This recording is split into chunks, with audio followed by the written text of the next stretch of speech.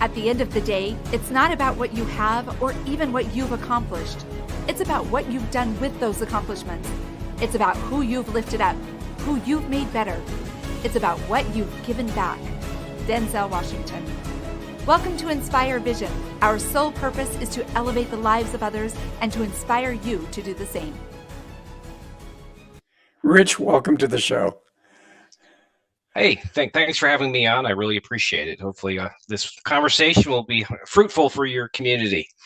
Well, I hope so. And what I'd love for you to do is kind of share with the audience who you are and what is your journey that brought you to the point where you wrote your book, Sitting with God, and what was the motivation behind that? And just kind of explain who you are and what your journey is or was.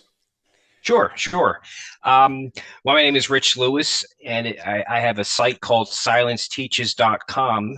Silenceteaches.com. Silence Teaches. It's silenceteaches.com. But the site started, I think back in 2015, and really what precipitated it was, if I go back to 2013, I was simply perusing Amazon looking for a book to read, and I came across it was about the fourth quarter of 2013, a book called Healing the Divide, Recovering Christianity's Mystic Roots. The author's name was Amos Smith. So I began reading the Kindle version of the book.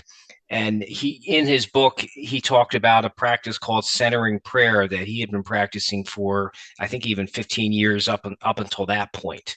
And immediately intrigued me because at that time I had been looking for some type of meditation, silent meditative practice, because I had heard that sitting in silence is powerful. I just didn't know how to do it. And so prior to that, I was just sitting in silence, and it was brutally difficult just to sit in silence because it could seem like an eternity. But as I read his book, he highlighted a practice that he had been doing called centering prayer. And so I began trying that for myself, and it made it easier for me to practice in the silence. And then I actually reached out to him via his website and started asking him questions about centering prayer and asking him questions about the book. We began a kind of a friendly back and forth dialogue. We became friends, and to this day, we about once a month we actually have a Zoom or face or phone calls with each other just to chat. And he's the one that I began working with him off of his website initially, and then he challenged me to write a book. And then he served as a nice mentor on my first book that I published. So it's interesting how it all fell together, because all I was doing was looking for a book to read on Amazon, and that was it. And lo and behold, I discovered this book. I discovered this wonderful practice. I discovered a friend and a mentor who encouraged me to write a book. And from there, many things have happened. I've published a book. I'm working on my second book. I have my own website. I do some one-on-one coaching and speaking. And it all started because I was looking for a book to read on Amazon and just trusted maybe I should reach out to this gentleman. And a lot of things have happened since then, but it wasn't what I was initially looking for. So I'll stop there. Okay. Well, and I'm curious because as you say, you were wanting to read a book, but you were talking about how you'd been meditating, and I'm assuming you were doing the breath silent meditation because I've heard, a lot about that, but that can be difficult. What brought you about to the point of wanting to meditate and doing that? What was the purpose of your meditations? Sure. I would say I was looking to deepen my relationship with God. I felt like maybe I was just on the surface. There was no depth to my relationship with God. There was no depth to my prayer life. It was kind of lacking and boring. And I thought there has to be more to this. I'm missing something, but I didn't know what it was. So I think I was exploring how can I deepen my relationship with God, and are there different ways to pray that I don't know how to pray and that I'm aware of that I can explore and begin trying. So I would say it was definitely that. Okay, and so I would assume that you have a Christian background. Yes. So Okay. yes. All right. And so let's talk to the people who may not be Christians, Sure. who may consider that there's a higher power, or, so many people now talk about that divinity within and so forth. is that, and I totally respect where you're coming from, so we can move in that direction. But is it okay that as we talk about that for those people that don't have that basic foundation behind them, that this can be applicable also to them as they seek to just really find inner peace and seek to gain that type of inspiration that they've always longed to have? No, I completely agree. I mean, and I actually even like the term higher power. I mean, I think we can, God is just a name people use, but you can refer to God as the higher power, the universe, inner wisdom. So yes, I love referring to it as higher power or infinite within me or infinite wisdom. And I also centering prayer, really, I believe anybody can practice centering prayer. So it's not just if you're Christian, you can practice centering prayer. Anybody can try, and we can talk about how you do it, but anyone can practice centering prayer and see what happens when they do. Well, and I think that for me, the important thing is, and by the way, I happen as I meditate, I tend to have that prayer also. But what I find is people are meditating, they're really seeking inspiration. They're seeking guidance. They're seeking to understand, number one, who they are. Number two, to find that sense of peace. I just got back from Thailand. I spent a number of months over there, and I Oh, found great. Buddhism very fascinating. And to watch those people as they meditate and as they're seeking to, and they really, it's interesting. They kind of do worship Buddha, but if you really read the articles, no, they really don't. But they honor him because of what he has taught and how they have put those teachings into their lives to become better people. Now, as we talk about, if we get into the Christianity part of it, we're kind of talking about the same thing. But I think everybody's that's meditating is seeking to really understand themselves better, to find greater sense of peace and joy in their lives. And it sounds like you have got a methodology that you have found to be very successful for you and for others. Yes, and that would be yes. The centering prayer works for me, and we can talk about how you do it. And I agree with you. I encourage people to find the practice that works best for them, and it might not be centering prayer. There's a lot of, as you probably already know, there are a lot of different ways to we'll call it meditate, centering prayer, Christian meditation, breath, any. Transcendental meditation, which I'm not familiar with, but there's a lot of different ways to meditate. So I encourage people to try or find a practice that works best for them as well. Okay, so let's talk about centering prayer. Um, how is it that you do it, and what is the overall outcome, and why is it that you had such great experiences about it that you've actually written a book about it? Sure. So centering prayer, or I'll give a brief history, is it's been around for about 50 years. It was actually created in the early 1970s by three Trappist monks. So three Catholic priests created centering prayer. They saw in the secular community that there was transcendental meditation and other forms of meditation, and they wanted something for the Christian community as well. And so centering prayer was really created in the early 1970s by Thomas Keating, William Meninger, and Basil Pennington. So just to give you that framework, that it's about a 50-year practice, but obviously the idea of practicing silence has been around for thousands and thousands of years. It's not a Yes. 50-year practice. It's a couple thousand year, if not more, practice.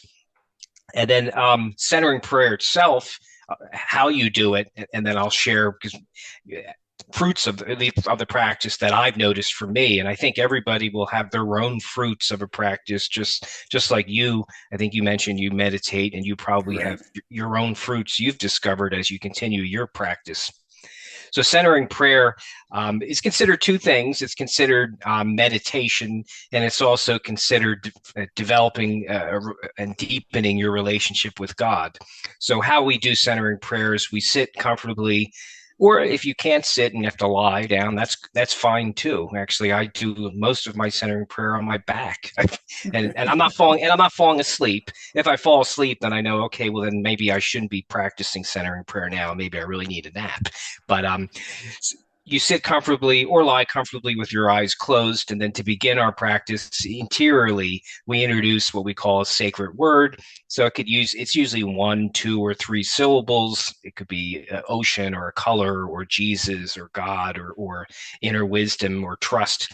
And that signifies we're opening to the presence and actions of God within. And then while we're sitting there in silence, as whenever we engage a thought, and what I mean by that is we think about what we're going to do later on in the day. What errands do I have to do? What projects do I want to do? We realize we're no longer sitting with God in the present moment. We're sitting with ourselves and our thoughts and our planning and plotting.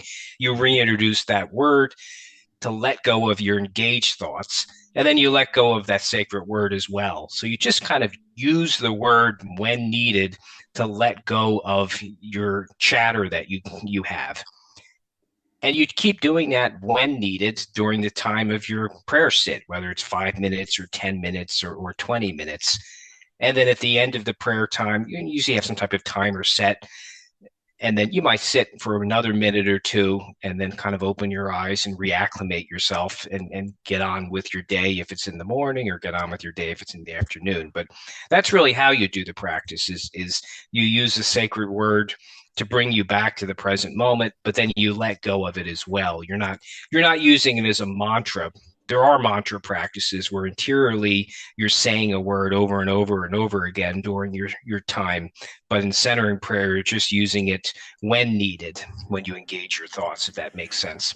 Well, and is part of centering prayer, are you actually praying for certain, I mean, when we talk about prayer, the word prayer, I think most people think, well, I'm going to pray, for this blessing or for that blessing, or express my gratitude and so on and so forth. Meditation is not necessarily prayer.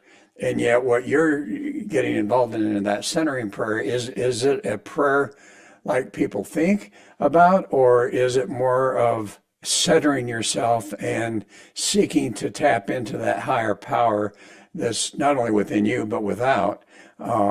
Which is it? The latter, exactly what you're saying. So you're not verbally praying to God. You're kind of letting go of yourself and opening to God. I think of it as a reverse prayer, because as I said earlier, we think of centering prayer as meditation and a relationship, and we're opening to the actions of God within. So during this time, we're letting God pray in us at a deeper level what God knows we need, even for that day, whether it's inner peace or calm or a nudge to do something. So it's not a time where we are verbally praying and petitioning God or asking God for anything. It's where we're opening to God and letting God act in us, if that makes sense. So it's just a different way of praying. And by all means, don't stop your other forms of prayer. And I pray verbally to God as well. But during this time of prayer, it's me being quiet and sitting with God and trusting that God will act in me while I'm sitting there. So do you find that you have thoughts that come up that you would consider inspiration, or whatever you would like to call it, that is actually coming from that higher self or from God inspiring you in certain ways? I would say yes, but during the practice, we let go of them because we trust that outside of the practice, they'll come up. So what I often like to do is, outside of centering prayer, I journal, and that's where I'm journaling. What do I think God wants me to do? And I think of it as, so during my silent sit, God's praying in me, and if what is being prayed in me is important enough outside of my sit, that's when I'll remember it and I'll journal it. So during my silent sit, I'm simply letting go of any thought that comes up, not clinging to it, I'm not even stopping my prayer and writing on a notebook what I've something that comes up. I'm completely trying to let go. But outside of centering prayer, I do journaling, and I'll, because I trust my inner wisdom and inner guidance that if it's something really important, it's gonna be there, and I can jot it down. Interesting. So, do you find as you work with people, and most people you work with, is it people that are just struggling in their lives and trying to figure out what their purpose is or how they need to move forward in their lives or what they really want to be? What's the thought on that?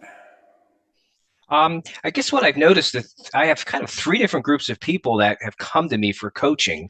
One is a beginner, and they love the idea of centering prayer. They just want someone to help them get started and help them make it a regular practice for them. So that the first type is just a beginner, and then they'll trust themselves to start and continue the practice. So I kind of introduce them to it, get them on a regular schedule, so to speak, and then just explore, how is the practice? How are you doing? How is it changing you?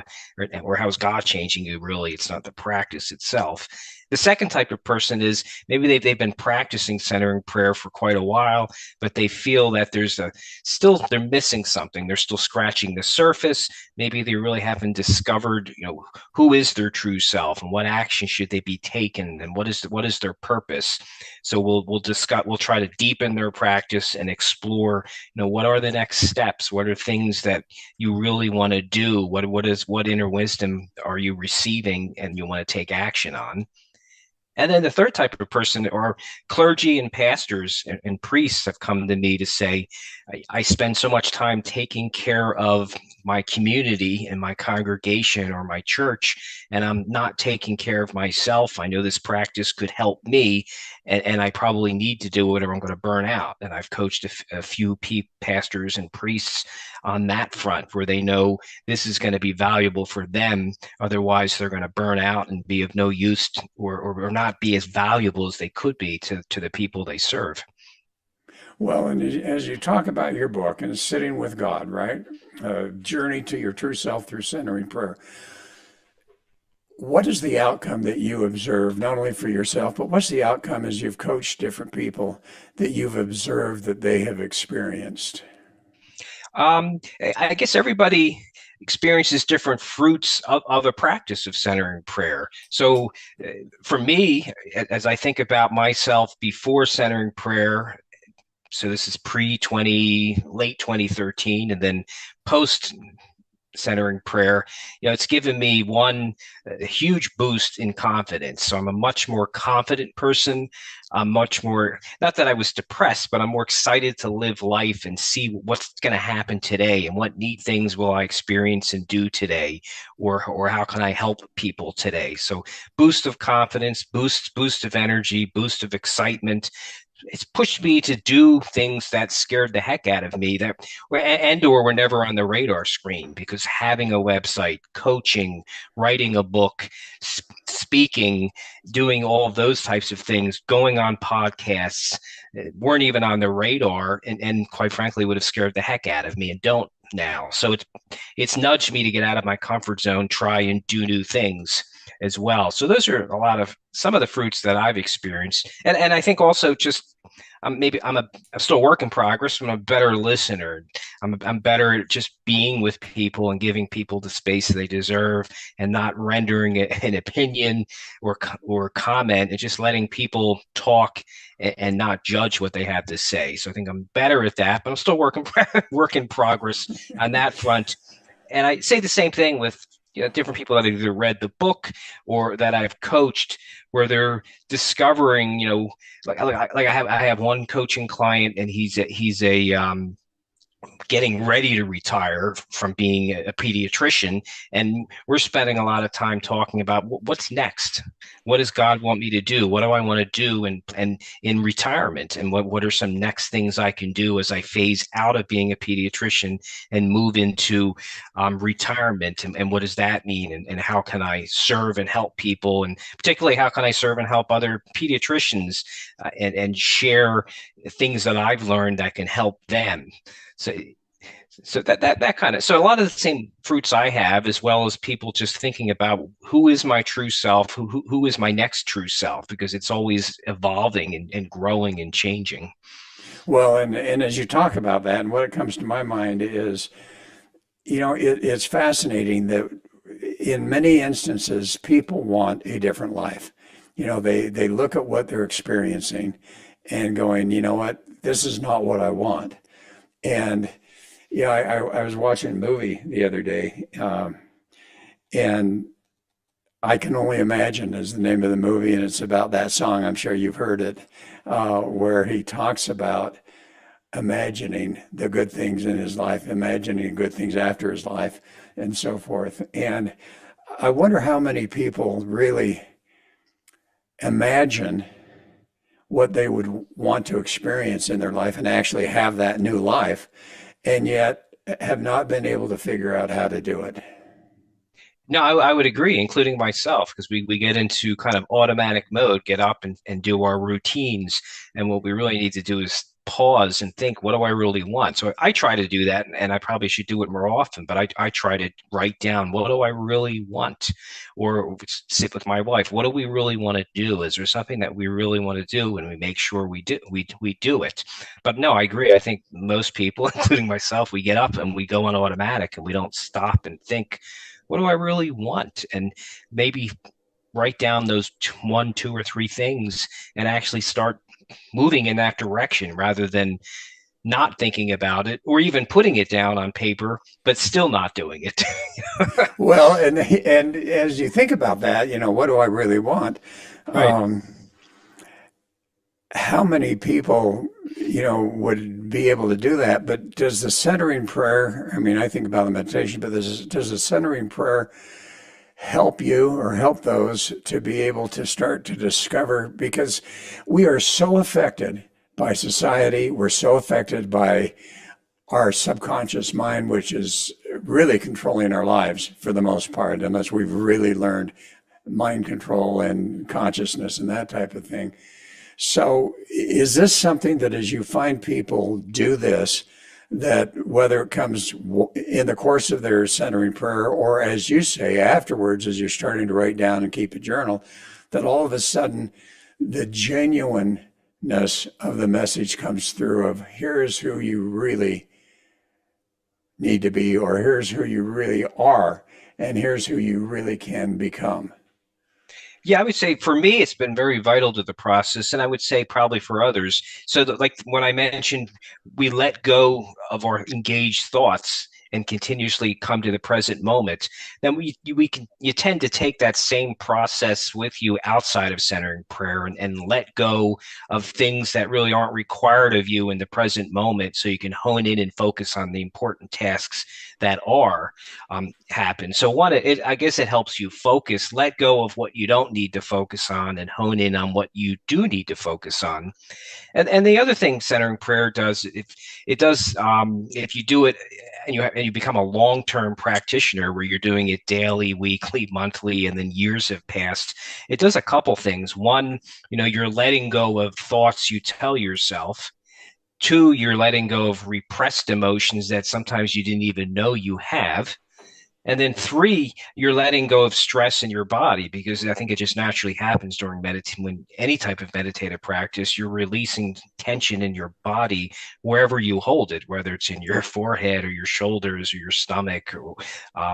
So meditation is freeing. You're letting go of repressed thoughts you knew you had, and tension in your body, and then opening up to who you really are. And some of the emotions include letting go of lack of confidence and fear to try and do things, and things you tell yourself that aren't true.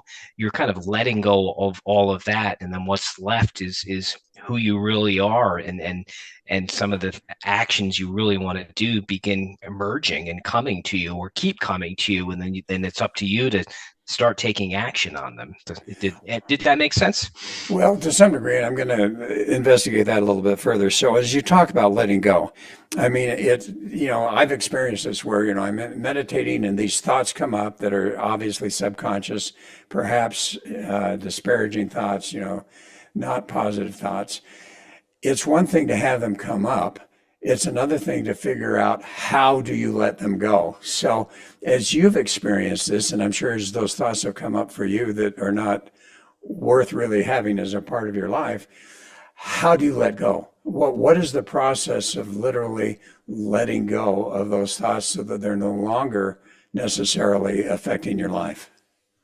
I mean, some of them you can naturally let go of them, but others maybe it's harder for you to, and you keep holding on to them. So then maybe outside of your practice, maybe you do need to journal and say, why am I having this thought? What is its root cause? And maybe you need to dive a little bit deeper into, well, why do I really feel that way? So some thoughts just come up and you can kind of let go of them, but other thoughts, maybe the recurring ones that keep coming up, maybe then it's time to do a little bit of journaling where you're thinking more about, why does this thought keep coming up? What does it really mean? What can I connect it to? Maybe I had a particular event in my life that makes me think that, and I need to kind of reframe that event, so that I can kind of eliminate that thought and reframe the event and make it more positive instead of such a negative event in my life.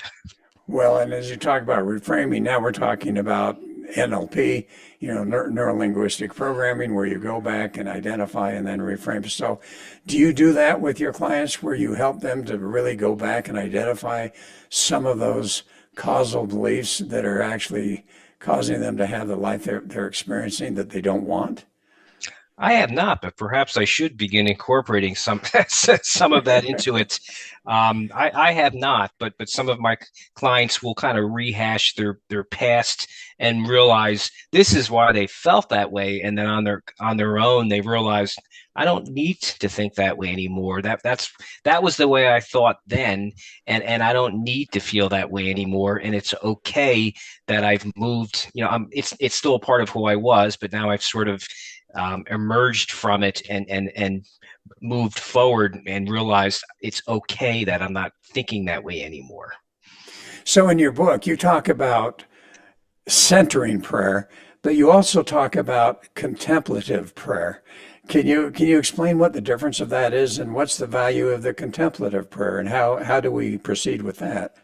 Sure. So centering prayer, you can think of as the practice that opens us up to contemplative prayer. So centering prayer really is just a practice, such as Christian meditation or transcendental meditation or Buddhist practices. So those are the practices that we perform. Contemplative prayer is where you're, maybe think of it as either in pure awareness, where your goal during meditation, I guess it probably depends upon the meditative practice, but at least in centering prayer, our goal is just to open to the presence and actions of God within, which we then think of as the pure presence of God. And that would be contemplative prayer. So centering prayer is the practice that is opening us to just being with God or being in contemplative prayer, which obviously is very difficult just to be in pure awareness because our minds all of a sudden start thinking things. So maybe you go a couple seconds and you haven't had any thoughts, but then you begin thinking again. So centering prayer is the practice or tool that opens us up to pure awareness, to just God and just being with God, which I think of as contemplative prayer. Oh, and we use the word, I think contemplate. All right, so I'm going to Okay. sit back and contemplate what this is about, and that's what you're talking about, contemplative chair, but prayer. But what are you contemplating about? When you talk about contemplative chair prayer, what are you contemplating about? Or it almost seems like, if I'm going to go into that state and contemplate, what am I contemplating about? Or am I just sitting there waiting for inspiration and thoughts to come into my soul? You're not, at least in centering prayer, we're not contemplating. So we're letting go and opening to the pure presence of God and just continuously letting go of our thoughts. So at least in centering prayer, we're not contemplating anything. We're trying to just let go of our thoughts and just be in the present moment and trust that God is acting within us at a deeper level beyond our thoughts and emotions. And then that's where I mentioned kind of outside of centering prayer. For me, at least, I'll do some journaling where I can kind of reflect on what has been acted on me at a deeper level, beyond thoughts and emotions, and in a way kind of implanted in me, but for it to come out later, not necessarily for me to be thinking about during my sit. if that makes sense. Yeah, and it does. I think for many Okay. people, I mean, how many times do we pray? Are we praying and asking for certain blessings or expressing our gratitude, but particularly asking for certain blessings, and then we sit back and it's like, it's not coming. And then maybe down the road, a week, 2 weeks, a month, a year, all of a sudden Right. that comes into our lives. And it's like, oh, okay. Maybe the timing wasn't right, but the prayer was right and the desire was right. It's just that in God's time, that wasn't the time, and now it is.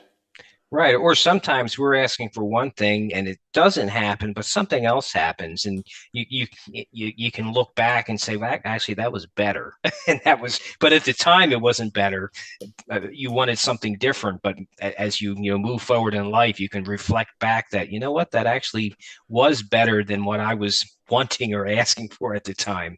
So sometimes, yes, sometimes things we want happen in their own timing, and sometimes they don't happen, but something else happens that we realize was even better, much better for us. Well, and that's interesting. I mean, I've experienced that. So, you pray for something that doesn't happen.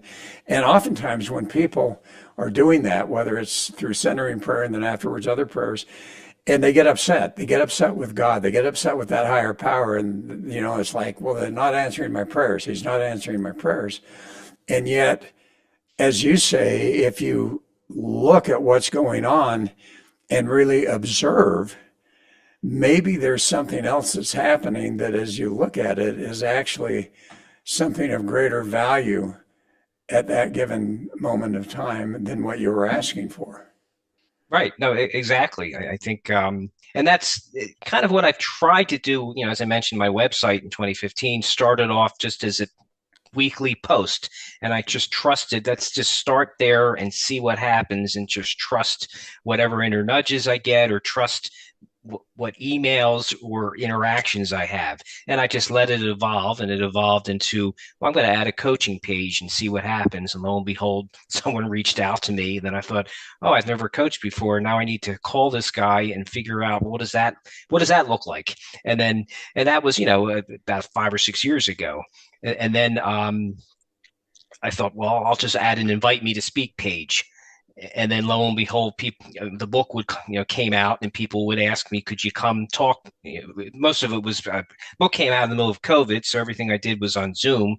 But Right. but a church might reach out to me and say, could you speak? We have a adult faith group, and we'd love you to talk about centering prayer. And they would send me a Zoom link. So just the fact that I had a book, and the fact that I had an invite me to speak page, people would reach out to me. So I was just kind of letting things kind of naturally happen. And then I went on podcasts, and you're one of 120 or so podcasts I've been on since the book was published, and different things evolved from that. And I meet some neat and interesting people. I met a gentleman when the book, I've just realized we do a free monthly gathering, Brian Russell and I went on his podcast I think it was 2021, and I met him through Podmatch, where I met you, and then Right. we've become friends, and we do kind of a free monthly gathering to bring people together to give a talk, and then to do a centering prayer sit, and then to spend some time talking and answering questions, or letting people just share about their practice, or share whatever they want to during this 1 hour Zoom call we have. So I just kind of let things evolve and trust what I'll be doing will come to me, rather than try to force it so much. Well, and we all kind of love to see these dramatic outcomes, and yet in many cases it's just a very gradual growth. But as you've had those meetings, as you've done that, what you're doing, do you have any stories, any dramatic outcomes for someone who has experienced this centering prayer, who maybe you've coached, or as you've listened to other stories, where they've shared a dramatic outcome of how it's literally changed their lives? Well, some of them are I guess, particularly for some alcoholics, centering prayer has been a tremendous practice for alcoholics. And I've heard that shared over and over again in a couple areas. One, in this monthly gathering that I do with Brian Russell, there was a particular person on there that said, centering prayer really saved them from themselves and gave them a focus and love for themselves and a love for God so that they could, stop drinking. And I heard the same thing when my book came out. I did a weekly Zoom book study and invited anybody to come to it. And each week I just went through a chapter of the book. And then what ended up happening is I ended up every week, it was kind of neat. There was a group of alcoholic group in New York, a chapter in New York, and the whole chapter came to the sessions. And they also shared how, this type of practice saved them from themselves and from the harm they did on themselves and the harm they did on friends and family because of their drinking. And it stopped them from drinking. It gave them a love for themselves, a love for God, and it gave them their life back. So that those were, it's powerful, obviously very powerful on that front. Well, that's fantastic. So as we close, what would be the message that you would like to share with the audience to make a difference in their lives? Sure. I guess I would encourage people, if the idea of sitting in silence in some type of meditative practice is new, just to take baby steps. So one, commit to trying it for 30 days. Make it the first thing you do in the morning before you do anything else. And maybe just do it for 1 to 5 minutes. And just see what happens after 30 days and see how it's changed you and if it's a practice you want to continue or not. But I would just encourage them to take a daily dose of silence, make it the first thing you do in the morning, and just do it for as short as 1 to 5 minutes for 30 days, and then reevaluate at the end of the 30-day period. Do I want to continue this? Is there something about it that is attracting to me and helping me? Wonderful. And how do people find your book? Sure. The best place to find me is at silenceteaches.com. If they come to my website, I have a free ebook on centering prayer if they want to learn more about it. And then after that, if they discover they're more interested, my book is also on the website. So silenceteaches.com is the best place to find me. Okay. Is it on Amazon too? Yes. The book is on Amazon and most online book sellers. It's in paperback, Kindle, and actually in audio at this time as well. Oh, wonderful, wonderful, wonderful. Well, Rich, thanks so much for being on the show. It's fascinating how each of us experience something in our lives, and for you, you've taken that and are now making a difference in other people's lives. So, kudos to you for taking the time and actually doing the effort to accomplish that. No, thanks for having me on. I really appreciate it, and hopefully this will be helpful for your community. You bet. Thank you. And folks, thanks for listening. Hope you enjoyed it. We look forward to having you join us again soon. This is Dr. Doug saying namaste.